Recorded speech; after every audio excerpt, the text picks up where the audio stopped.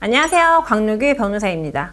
오늘도 더 글로리 속에 나오는 가족 이야기 같이 나눠보고자 하는데요. 많은 분들이 굉장히 분노하셨던 장면 중에 이 부분 있지 않을까 싶거든요. 바로 이제 동은이의 엄마가 동은이를 이제 대신해서 이제 돈을 받고 더 이상 문제 제기하지 않겠다라고 약속을 하면서 일이 무마되는 이 장면을 보시고 붕괴하셨던 분들 너무 많을 것 같은데요. 비슷한 맥락으로 예전에 도가니라는 영화였나요? 거기서도 이제 부모들이 대신 합의를 하면서 이 피해 아이들의 의사와는 전혀 상관없이 이제 결론 지어지는 거를 보시고 이제 화가 나셨던 분들이라면 이 장면에서도 또 굉장히 슬프셨을 것 같고, 또 그래서 이제 많은 분들이 동은이가 엄마도 복수의 대상으로 이제 놓고 있다 이렇게 추측하시는 분들도 많을 것 같은데요. 과연 이 부모와의 합의, 즉 이 피해자와는 상관없이 부모의 의사로 이렇게 사건이 종결될 수 있는 것일까? 이 부분에 대해서 저희가 한번 알아볼 필요가 있을 것 같아요. 우리 법에는요, 친고죄, 반의사, 불벌죄 이런 것들이 있습니다. 그냥 간단하게 생각하면요, 범죄를 저지른 사람을 처벌할 때 피해자의 의사를 존중해 주겠다는 거예요. 그러니까 피해자가 원하지 않으면 범죄 저지른 가해자를 벌하지 않겠다. 그냥 이런 이제 것으로 묶어놓은 유형들인데요. 친고죄 같은 경우에는 이제 아마 오히려 고소가 없는데도 이게 수사기관이 막 수사를 했을 때 피해자한테 해가 될 수도 있고, 너무 경미하고 이런 경우, 반의사 불벌죄 같은 경우에는 그냥 뭔가 피해자 의사를 확실히 존중할 필요가 있는 경우, 피해자의 확실한 의사가 있어야 처벌권을 발동하는 게 좀 타당한 경우, 이제 이런 것들로 이제 분류되어 있습니다. 대표적으로 친고죄였던 것이 예전에 뭐 성범죄였죠.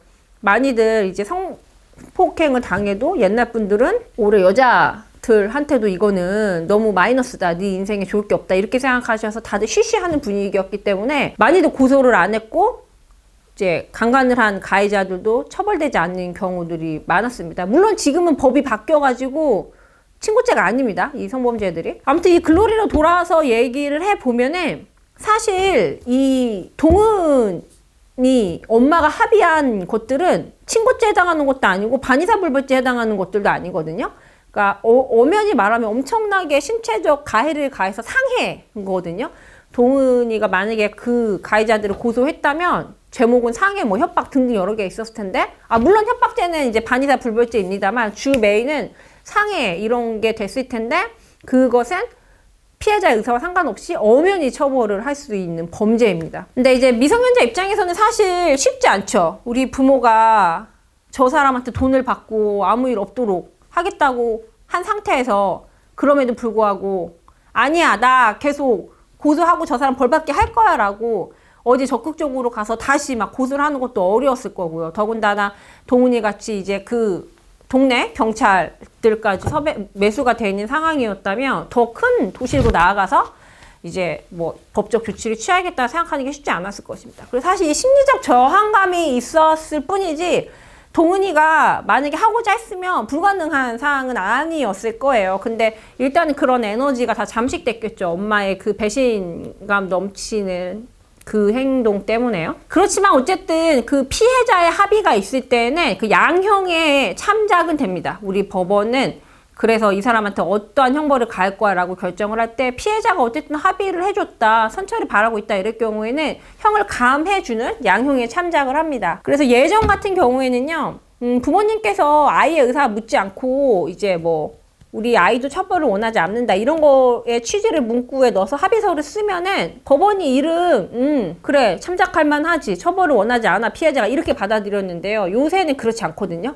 꼭 재판부가요 당사자의 의사 확인합니다. 그래서 이게 부모의 의견입니까? 아이의 의견입니까? 아이의 입장도 확인하신 건가요?